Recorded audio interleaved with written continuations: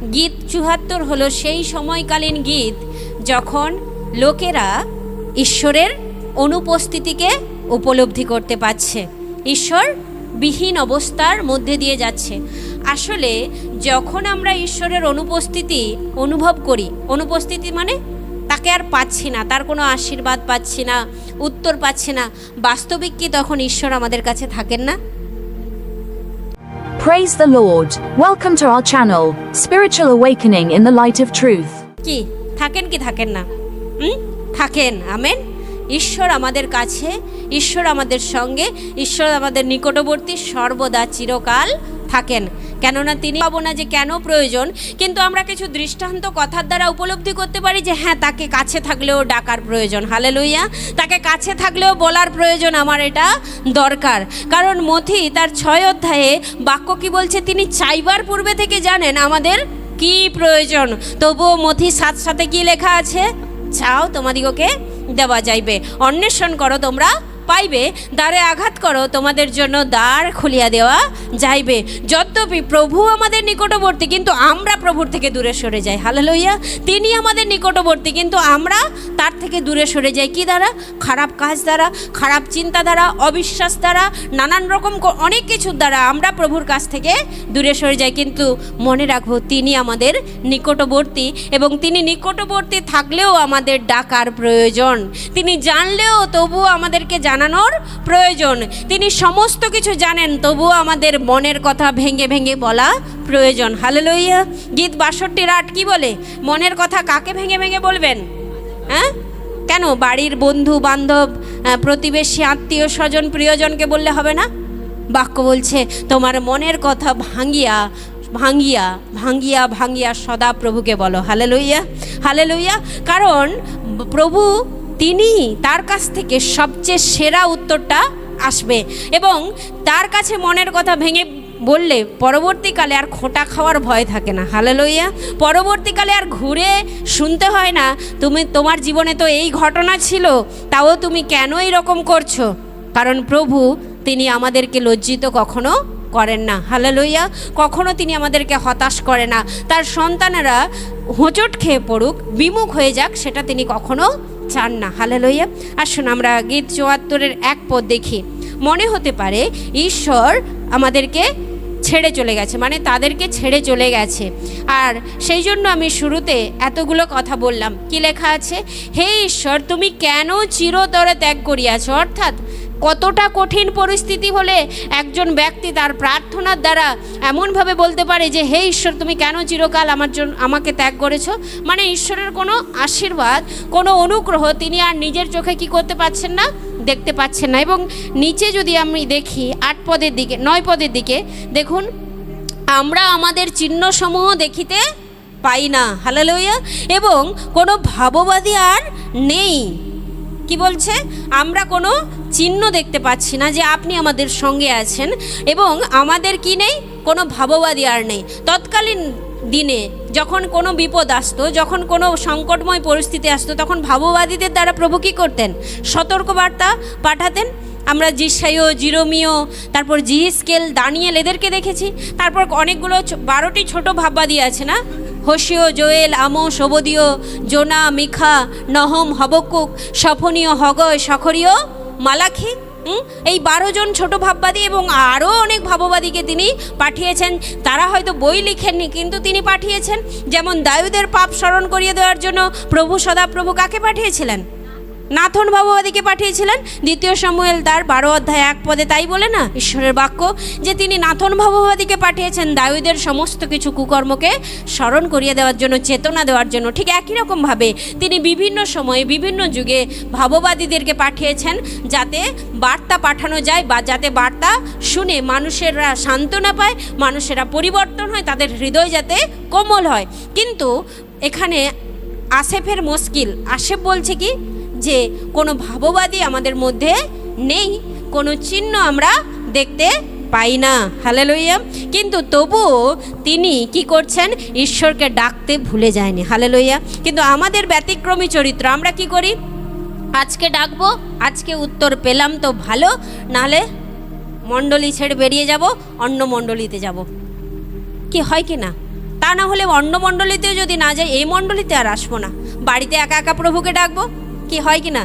হ্যাঁ, কিংবা প্রভুর থেকে দূরে সরে গিয়ে আবার যে জগতিস্থ যে সমস্ত বিষয়গুলো আমি ছেড়ে ছুড়ে এসেছি, বরং সেগুলোই অনেক ভালো ছিল, কিছুমাত্র উত্তর পাওয়া যেত, এরকমটাও মনে হতে পারে।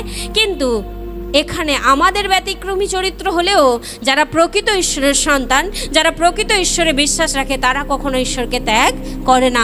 খারাপ পরিস্থিতিতেও ত্যাগ করে না, ভালো পরিস্থিতিতেও ত্যাগ করে না, সুখেও প্রভুকে ত্যাগ করে না, দুঃখেও প্রভুকে ত্যাগ করে না, চিরকাল তার চরণে ঠাঁই পেতে চায়। হালেলুয়া। আর সেই বাক্যগুলো, সেই প্রার্থনাগুলো আমরা আজকে গীত তার 34 দেখতে পাচ্ছি। দেখুন, বলছে, আপন চরানির মেষগণের বিরুদ্ধে কেন তোমার ক্রোধাগ্নি প্রধূমিত হইতেছে। অর্থাৎ জেরুজালেমের মন্দির কি হয়ে গেছে? লুট হয়ে গেছে, সেখানে আগুন লাগিয়ে দিয়েছে শত্রুপক্ষ, সেটা ধ্বংস হয়ে গেছে, চুরি করে নিয়ে গেছে। আর এই জন্য তারা মনে করেছে যে প্রভুর রাগ আমাদের উপরে এসেছে, আর এই কারণের জন্য প্রভুর কোনো চিহ্ন কার্য আমরা দেখতে পাচ্ছি না, বরং শত্রুগণের জয় জয়কার হচ্ছে। এই জন্য তিনি কি বলছেন, যে আপন চরানির মেষগুণের বিরুদ্ধে কেন তোমার ক্রোধের আগুন প্রধূমিত হচ্ছে, কেন তোমার ক্রোধের আগুন জ্বলছে। তোমার মণ্ডলীকে তুমি স্মরণ করো, যাহা তুমি পূর্বকালে ক্রয় করিয়াছিলে। হালেলুইয়া। কার মাধ্যম দ্বারা তিনি বলেছিলেন? অব্রাহামকে তিনি বলেছিলেন কি, তোমার বংশকে আমি চিরস্থায়ী বংশ করব। হালেলুইয়া। আর সেই কথা এখানে আসেফ স্মরণ করিয়ে দিতে চাচ্ছেন প্রভুকে, যে প্রভু তুমি স্মরণ করো, আমরা মণ্ডলীর লোক কি মেষের তুল্য, আর তুমি সেই মেষ পালক। হালেলুইয়া। গীত 23 কি লেখা আছে? যদিও আমি মৃত্যু ছায়ার উপত্যকা দিয়া গমন করি, তবুও আমি অমঙ্গলের ভয় করিব না, কেননা তুমি আমার সঙ্গে সঙ্গে আছো, আর তোমার পাছনি ও তোমার যষ্টি আমাকে কি করে? সান্ত্বনা করে। হালেলুইয়া।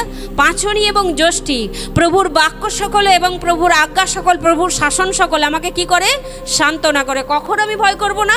যখন আমি মৃত্যুর ছায়ার উপত্যকা দিয়া গমন করিব, মানে মৃত্যুময় পরিস্থিতি, তখনও আমি অমঙ্গলের ভয় করিব না। হালেলুইয়া।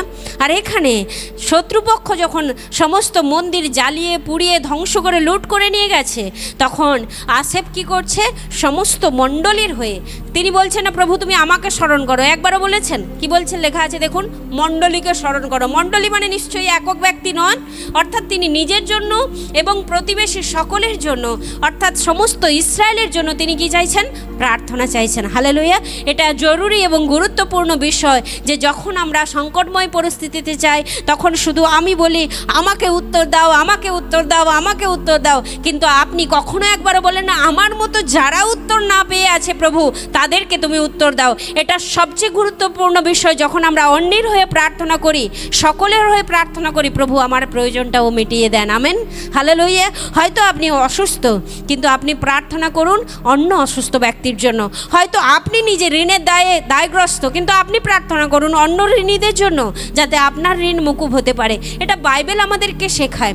যেমন আদি পুস্তকে যখন আমরা দেখি, আব্রাহাম নিজেই কি সন্তান উৎপাদন করতে পারছে না, সারি নিজেই বন্ধা, তখন আব্রাহামকে আদেশ দেওয়া হয়েছে কার বাড়ির জন্য প্রার্থনা করতে? অবিমেলকের বাড়ির জন্য প্রার্থনা করতে, কারণ অবিমেলকের বাড়ির সকলে বন্ধা। কেন বন্ধা? তার কারণ আমরা অনেকে কম বেশি জানি। কেন না, অবিমেলকের বাড়িতে যখন যায়, তখন শারীর প্রতি সে কুদৃষ্টি করেছিল, এবং শারীকে জিজ্ঞাসা করেছিল তোমার সঙ্গে থাকা ওই ব্যক্তিটি কে। এতে কিন্তু তার কোনো দোষ তেমনভাবে ছিল না, কারণ সে কি পরিচয় দিয়েছিল? আমি তার বোন, আমি তার স্ত্রী না।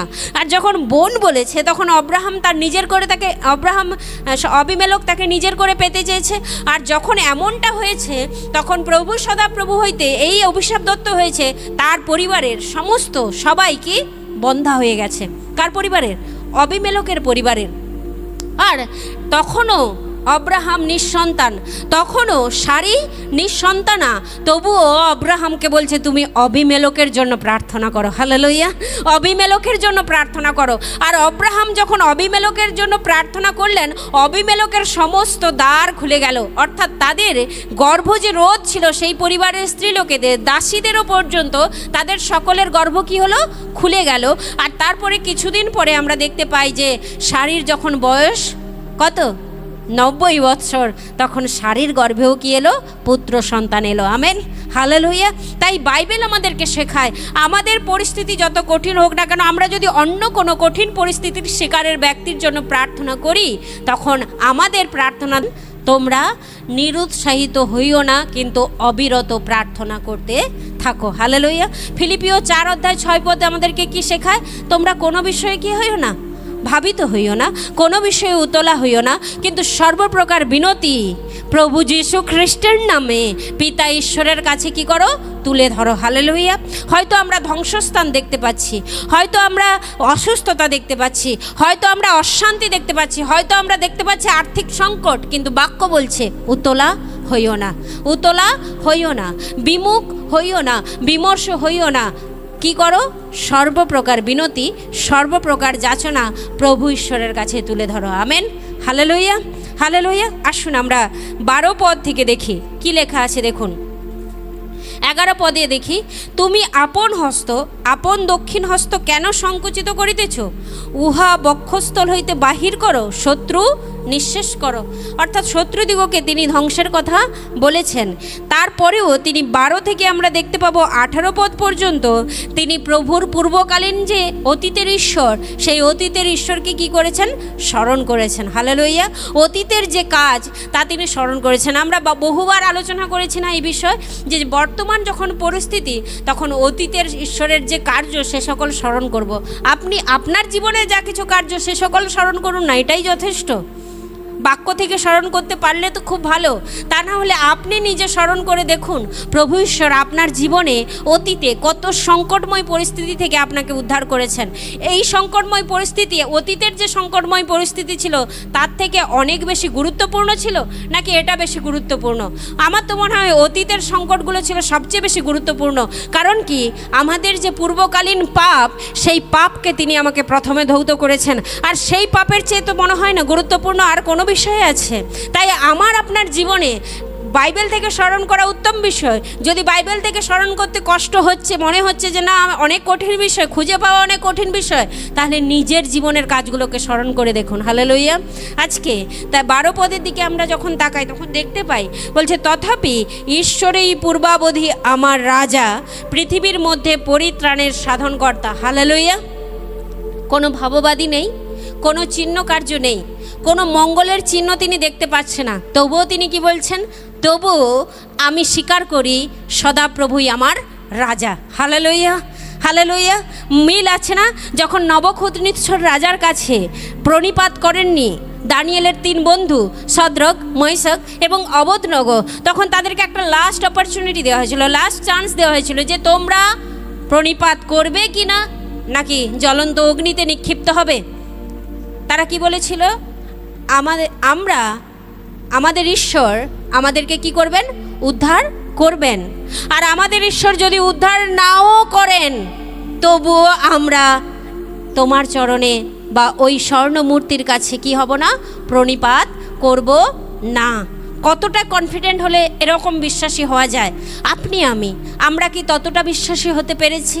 নাকি বলি চলো আগে প্রণিপাত করি, নাহলে খাবো কি, কালকে কি খাবো না, বিকেলবেলা কি খাবো, তাই না? ভয় কাজ করে না? বাক্য বলছে ঈশ্বর যার সপক্ষ মনুষ্য তার কি করিবে।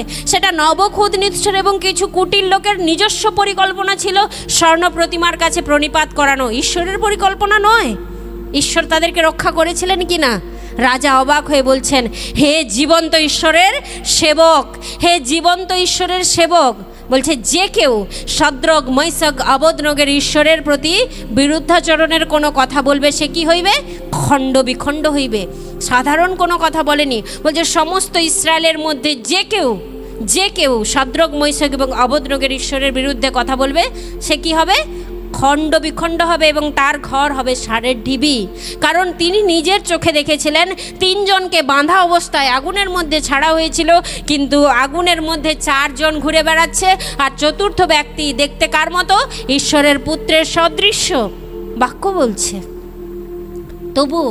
তথাপি তুমি আমার রাজা, তথাপি তুমি আমাদের রাজা, তুমি পরিত্রাণ করো। এখন হয়তো কোনো খারাপ পরিস্থিতি আমার চলছে কিংবা আমার সহ্য করার পিরিয়ড চলছে, আমি তোমার মহিমা দেখতে পাচ্ছি না, তোমার কোনো ভালো কাজ দেখতে পাচ্ছি না, কিন্তু তবুও স্বীকার করি তুমি আমার রাজা। Amen, hallelujah. আমরাও স্বীকার করি প্রভু তুমি আমাদের জীবনে কার্য করো, আর চাই না করো তুমি আমাদের পরিত্রাণকর্তা, হালেলুয়া, তুমি আমাদের উদ্ধারকর্তা, হালেলুয়া। আর প্রভু তিনি কি আমাদের প্রার্থনায় সত্যি যখন আমরা এত গভীরভাবে স্বীকার করব, তখন কি তিনি আমাদের প্রার্থনায় আমেন না দিয়ে থাকবেন? কি মনে হয় থাকবেন? কেননা যখন শদ্রক, মৈশক, অবেদনগো এই কনফিডেন্টের সঙ্গে এই কথাটা বলেছিল, আমাদের ঈশ্বর আমাদেরকে উদ্ধার করতে সমর্থ আছেন, আর যদি নাও করেন তবুও আমরা অন্য কারোর কাছে প্রণিপাত করব না। এটা কত বড় বিশ্বাসের কথা আমরা হয়তো এই মুহূর্তে দাঁড়িয়ে কল্পনা করতে পারবো না, যতক্ষণ না কঠিন পরিস্থিতি আমাদের জীবনে আসে। ভালো পরিস্থিতিতে তো স্বীকার করে নেওয়া খুবই সহজ, কিন্তু ডিফিকাল্ট তো তখনই যখন ডিফিকাল্ট পরিস্থিতি আসে। হালেলুয়া। দেখুন বলছে কোনো ভাববাদী নেই, কোনো চিহ্ন কার্য নেই, মন্দির ধ্বংস হয়ে গেছে, তবুও বলছে তথাপি ঈশ্বর পূর্বাবধি আমার রাজা। হালেলুয়া। আগে থেকেই আমার রাজা, মানে এখনও তুমি আমার রাজা, আগামী দিনেও তুমি আমারই রাজা থাকবে। হালেলুয়া। দেখুন বলছে তুমি আপন পরাক্রমে সমুদ্রকে দ্বিধা করিয়াছিলে, তুমি জলে নাগদের মস্তক ভগ্ন করিয়াছিলে। হালেলুয়া। কি বলছে? আমরা এই কথা সবাই জানি না? যাত্রা পুস্তক তার 14-21 লেখা আছে। কি লেখা আছে? তিনি সমুদ্রকে দুভাগ করে মধ্যিখান দিয়ে রাস্তা তৈরি করে দিলেন। কি মনে হয় আদিতে ছিল, এখন সম্ভব নয়? আমরা একটা বাইবেল ভার্স পড়ি, ইব্রিয় 13 অধ্যায় 8 পদ আমরা খুলে দেখি এবং মাইক্রোফোনে খুব জোরে পাঠ করি যে সেই ঈশ্বর যিনি আদিতে সমুদ্রের মধ্যে দিয়ে পথ তৈরি করেছিলেন, আজকে আমরা যখন অগাধ সমুদ্রে ডুবে আছি ঋণের কিংবা অশান্তির কিংবা রোগের, তিনি আজকেও কি পথ তৈরি করে দিতে প্রস্তুত আছেন? যীশু খ্রিস্ট কল্য ও অদ্য এবং অনন্তকাল যে সে আছেন, সেই আছেন। Amen, hallelujah. কি বলছে?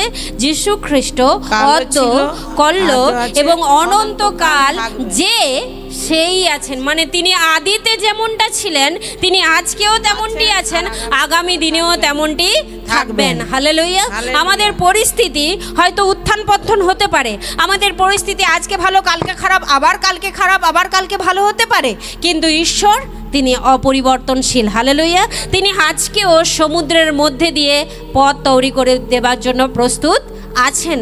তিনি আজকেও আমাদের ঋণের সাগরের মধ্যে দিয়ে পথ তৈরি করে দেওয়ার জন্য তিনিও প্রস্তুত আছেন। তিনি আজকেও অশান্তি, রোগ, ব্যাধি, কষ্ট সমস্ত কিছুর মধ্যে দিয়ে সমস্ত কিছু পথ করে দেওয়া, মানে কি দুদিকে আড়াল করে দেওয়া, দুদিকে সরিয়ে দেওয়া, তাই কি?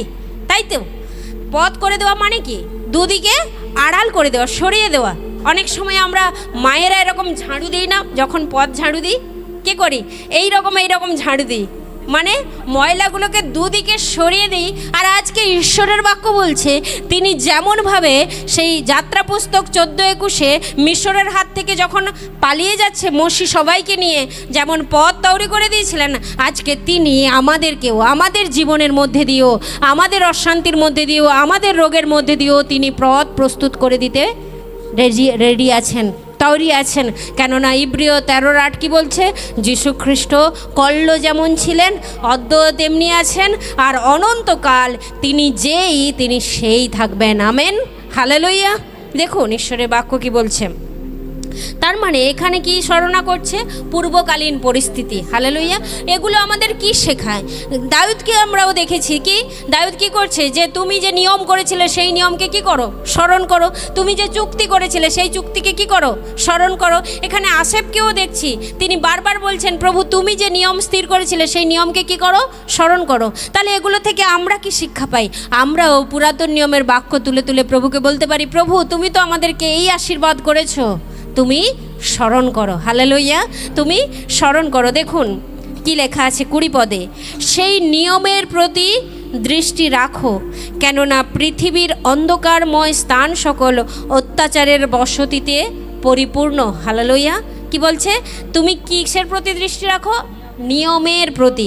একটু দেখি চলুন, বাক্য বলছে কি নিয়ম তিনি আমাদের করেছিলেন। যাত্রা পুস্তক 19:5 একজন খুলি, আর একজন লেবীয় পুস্তক 26:12 খুলি, যে কি নিয়ম, যার কথা দাউদও বারবার বলছেন তুমি সেই নিয়মের কথা স্মরণ করো, তুমি সেই চুক্তির কথা স্মরণ করো। বাক্য বলছে,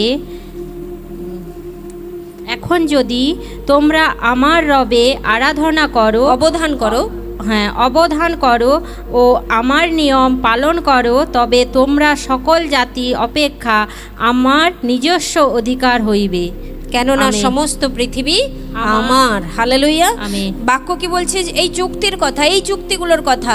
আর লেবীয় 26:12 কি বলছে? কেউ একজন পাঠ করি। বলছে, এখন যদি তোমরা আমার রবে অবধান করো আর আমার নিয়ম পালন করো, তবে তোমরা সকল জাতি অপেক্ষা আমার নিজস্ব অধিকার হইবে। তার মানে যারা প্রভুতে থাকে এবং প্রভুর আজ্ঞা পালনের জন্য সচেষ্ট হয়, বাক্য কি বলছে? তারা কার? তারা প্রভুর নিজের লোক। আর নিজের লোকেদের জন্য কে না করে? কি নিজের লোকেদের জন্য আপনি করেন নাকি বাকি লোকেদের জন্য? আগে তো নিজেরটা দেখেন, নিজের পরিবার, নিজের সন্তান, নিজের স্বামী, নিজের ঘর, নিজেরটা দেখেন। বাক্য বলছে, এখন যদি তোমরা আমার রবে অবধান করো, আমার নিয়ম পালন করো, তবে তোমরা সকল জাতি অপেক্ষা আমার নিজস্ব অধিকার হইবে। আর আসেফ কি করছে? সেই অধিকারকে কি করতে চাইছেন? স্মরণ করিয়ে দিতে চাইছেন। আমরা লেবীয় পুস্তক দেখি 26:12 পদ কি লেখা আছে ঈশ্বরের বাক্য, আর আমি তোমাদের মধ্যে গমনাগমন করিব ও তোমাদের ঈশ্বর হইব এবং তোমরা আমার প্রজা হইবে। হালেলুয়া। আরে রাজার তো প্রজা হয়, বাক্য বলছে ঈশ্বরের প্রজা, তার মানে ঈশ্বর স্বয়ং আমাদের কি রাজা। হালেলুয়া। বাক্য বলছে, আমি সদা প্রভু তোমাদের ঈশ্বর, আমি মিশর দেশ হইতে তোমাদিগকে বাহির করে আনিয়েছি, তাহাদের দাস থাকতে দিইনি। কত আশ্চর্যের বিষয়। বাক্য কি লেখা আছে দেখুন 13 পদের দিকে, লেবীয় 26:13, পৃষ্ঠা সংখ্যা 194। কোনো তাড়াহুড়ো নেই, আপনারা শান্তভাবে খুলুন। কি লেখা আছে দেখুন, পেয়েছেন?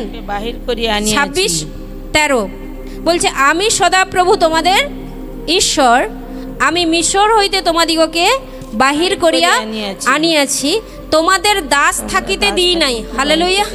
বাক্য কি বলছে? তিনি আমাদেরকে কি থাকতে দেয়নি? দাস থাকতে দেয়নি। তাই আজকে আপনি বন্দী থাকুন, আজকে আপনি রোগের দাস হয়ে থাকুন, আজকে আপনি পাপের দাস হয়ে থাকুন, আজকে আপনি ঋণের দাস হয়ে থাকুন, এটাও প্রভু আজকে চান না। কারণ তিনি দাস দেখতে আমাদেরকে চান না। তিনি কি চান? স্বাধীন দেখতে। আর নতুন নিয়মে বাক্য কি বলছে? পুত্র যদি কাউকে স্বাধীন না করে, তবে সে প্রকৃত স্বাধীন হইতে পারে না। তার মানে ঘুরে ফিরে সেই পুত্রের কাছে আমাদেরকে কি স্বীকার করতে হবে? বশ্যতা স্বীকার করতে হবে। সেই পুত্রের কাছে আমাদেরকে কি হতে হবে? নত হতে হবে। এবং একটু আগে আমরা বাক্য থেকে দেখলাম, সেই পুত্র অর্থাৎ প্রভু যীশু খ্রিস্ট, ইব্রিয় 13:8 কি বলছে? তিনি আদিতেও যেমন ছিলেন, অদ্য যেমন আছেন, কল্য যেমন ছিলেন, অনন্তকাল তিনি তেমনি থাকবেন। হালেলুয়া। বলছে, আমি তাদেরকে দাস থাকিতে দিই নাই, আমি তোমাদের জোয়ালি কাষ্ঠ ভাঙিয়া সোজাভাবে তোমাদিগকে গমন করাইয়াছি। হালেলুয়া। প্রভু আমাদেরকে নিচু দেখতে চান না, তিনি আমাদেরকে কি দেখতে চান? আমাদের মাথা যেন কি থাকে? উঁচু থাকে। হালেলুয়া। যখন ঘাড়ে জোয়ালি থাকবে, আপনি কোনো মতে খাড়া তাকাতে পারবেন না, চাইলেও পারবেন না, কারণ ঘাড়ে আপনি বেশি ব্যথা পাবেন। হালেলুয়া। কিন্তু বাক্য বলছে, তিনি জোয়ালি ভগ্ন করে তিনি আমাদেরকে কেমনভাবে দাঁড় করিয়েছেন? সোজাভাবে দাঁড় করিয়েছেন। আমরা ফিরে আসি গীত তার 74-এ। আর বাক্য কি বলছে? 20 পদে, সেই নিয়মের প্রতি প্রভু তুমি দৃষ্টি রাখো। আমাদের যদি মনে হয় এমন পরিস্থিতি, আর কোনো নিয়ম চিহ্ন কার্য আমরা দেখতে পাচ্ছি না, আমরা ঈশ্বরকে স্মরণ করে বলতে পারি, প্রভু তুমি তো আমাদের বলেছ তুমি আমাদের কি দেখতে চাও না? দাস দেখতে চাও না। তুমি তো বলেছ তুমি আমাদের অসুস্থ দেখতে চাও না। তুমি তো বলেছ তুমি আমাদের ঋণী দেখতে চাও না। প্রভু তুমি আমার এই পরিস্থিতিতে আমাকে স্মরণ করো, আমার অবস্থার প্রতি দৃষ্টি করো। দেখুন 22 পদে কি লেখা আছে? উঠো হে ঈশ্বর, আপনার বিবাদ নিষ্পন্ন করো, স্মরণ করো মূঢ় সমস্ত দিন তোমাকে কেমন তিরস্কার করে। কার বিবাদ? প্রভুর নিজের বিবাদ উল্লেখ করেছে, আমাদের নিজেদের বিবাদ নয়। কি বলছে? প্রভু তুমি ওঠো এবং কি করো? নিজের বিবাদকে কি করো? নিষ্পন্ন করো, শেষ করো। এই ঝগড়া, এই অসুস্থতা, এই ব্যাধি, এই রোগ, এগুলো আমার নয়। আমি কেন প্রত্যেকটা সমস্যার সঙ্গে রোগ ব্যাধি অশান্তি ঋণ এই কথাগুলো তুলে ধরছি জানেন? কারণ আমরা কোনো যুদ্ধকালীন পরিস্থিতিতে বর্তমান নেই, বরং আমাদের যুদ্ধ চলছে কিসের সঙ্গে? রোগ ব্যাধির সঙ্গে, অশান্তির সঙ্গে, খারাপ পরিস্থিতির সঙ্গে, ঋণের সঙ্গে, তাই কি না মণ্ডলী? নাকি আরও অনেক কিছু বিষয় আছে যা তখন ছিল সেই বিষয়গুলো এখন আছে না? পরিস্থিতি হয়তো বদলে গেছে, কিন্তু যুদ্ধ অবিরত চলছে। হালেলুয়া। আর প্রভু আমাদের হয়ে সেই যুদ্ধ লড়াই করবার জন্য কি আছেন? প্রস্তুত আছেন। আর বাক্য বলছে তাকে যেন আমরা কি করি?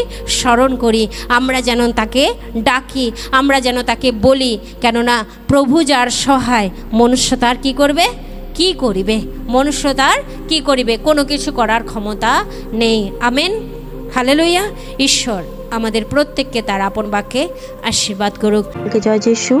প্রভুর বাক্য আমাদেরকে শিক্ষা দেয়, যখন আমরা প্রভুর কাছে আসব তখন কেউ যেন আমরা খালি হাতে না আসি।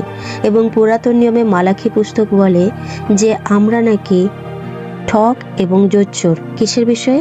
দান এবং দশমাংশের বিষয়ে। কিন্তু নতুন নিয়ম 2 করন্থীয় 9:7 প্রভুর বাক্য বলে, প্রত্যেকজন হৃদয়ে যেরকম সংকল্প করে সেই রকমভাবে দান করুক, মনের দুঃখের সঙ্গে কিংবা দিতে হবে বলে এইভাবে দান না করুক, কারণ ঈশ্বর হৃষ্টচিত্ত দাতাকে ভালোবাসেন।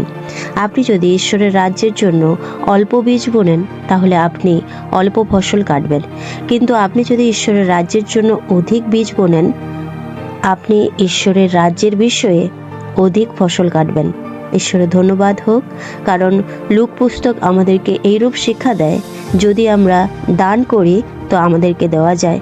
আপনার অন্তরাত্মা চায় প্রভুর রাজ্যের বিষয়ে বীজ বোনার জন্য, তাহলে আপনি স্ক্রিনে দেওয়া যে কিউআর কোড রয়েছে সেই কিউআর কোড স্ক্যান করার মাধ্যম দিয়ে, কিংবা অ্যাকাউন্ট ডিটেলস রয়েছে সেই অ্যাকাউন্ট পের মাধ্যম দিয়ে, কিংবা ইউপিআই অ্যাড্রেস রয়েছে এবং ইউপিআই মোবাইল নম্বর রয়েছে, যে কোনো অপশনের মাধ্যম দিয়ে আপনার সুবিধা মতো আপনি ঈশ্বরের রাজ্যের বিষয়ে বীজ বুনতে পারেন।